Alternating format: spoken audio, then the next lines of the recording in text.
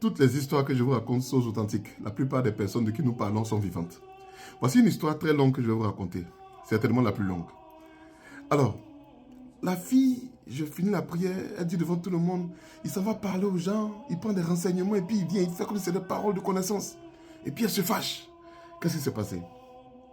Ben, pendant cette prière-là, j'ai dit qu'il y a quelqu'un parmi nous qui a un problème parce que tu veux faire un avortement, alors que Dieu voilà, te dit que l'enfant qui va naître, c'est quelqu'un que lui te donne, c'est un garçon, tout ça.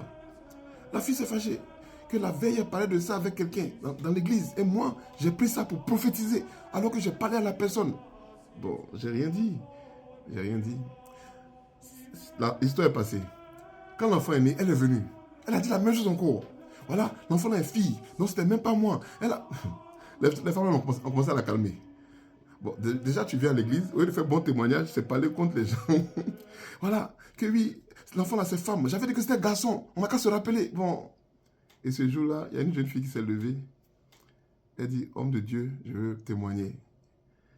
Je voulais faire un avortement. Le jour où je suis venu dans la prière, là, je me suis dit, si je viens que tu parles, si tu ne dis rien, je vais faire l'avortement. Parce qu'elle avait déjà fait plusieurs enfants par césarienne. Elle était enceinte à nouveau.